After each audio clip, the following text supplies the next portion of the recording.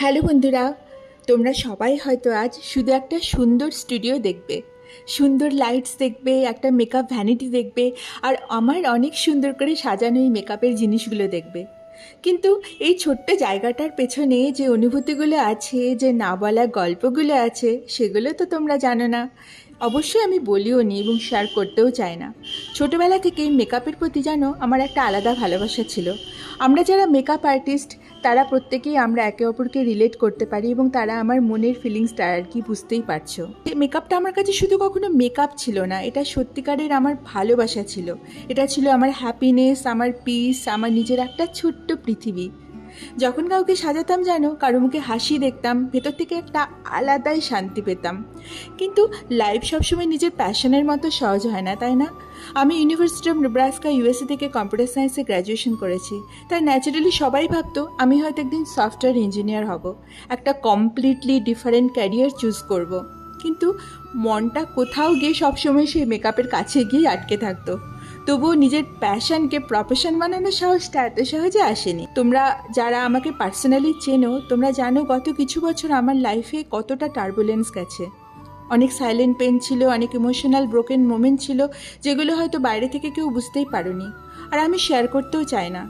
সেই সব পরিস্থিতি থেকে বেরিয়ে এসে নিজেকে আবার মেন্টালি স্ট্রং করা, নিজেকে আবার মোটিভেট করা, আবার নতুন করে নিজের লাইফটাকে বিল্ড করার চেষ্টা করা, সত্যি বলতে কি একদমই সহজ নয়। অনেক সময় আমি কমপ্লিটলি লস্ট ফিল করেছি, জানো। অনেকবার মনে হয়েছে হয়তো আমি আবার জিরোতে ফিরে গেছি, আর আজ আমি সত্যি আবার জিরো থেকেই শুরু করছি। এর আগে আমি প্রফেশনাল মেকআপ করেছি, অনেককেই সাজিয়েছি, কিন্তু টাকার জন্য কখনোই করিনি। ফ্রেন্ডস, রিলেটিভস সবাইকে ভালোবাসা থেকেই কাজ করে গেছি। কিন্তু আজ প্রথমবার আমার নিজের প্যাশনকে প্রফেশন হিসাবে বানাতে চাইছি। আজ আমি শুধু একজন মেকআপ আর্টিস্ট হতে চাই না, জানো। আমি চাই তোমরা আমার কাজের মধ্যে আমার ইমোশনটাকেও ফিল করো।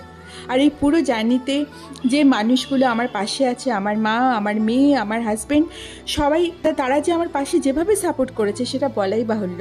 সুশান্ত প্রত্যেক মুহূর্তে আমার পাশে থেকে যেভাবে আমাকে প্রত্যেকটা কাজ হাতে ধরে এগিয়ে দিয়েছে, মানে এদের অবদান। আমার মা, আমার মেয়ের যে মেন্টাল সাপোর্ট পেয়ে গেছি, তাদের কনস্ট্যান্ট সাপোর্টের জন্য আজকে আমি এই জায়গাটাই আবার নতুন করে শুরু করতে পারছি। হয়তো এই স্টুডিওটা এখন খুব ছোট, কিন্তু আমার স্বপ্নগুলো এখন ছোট না, জানো।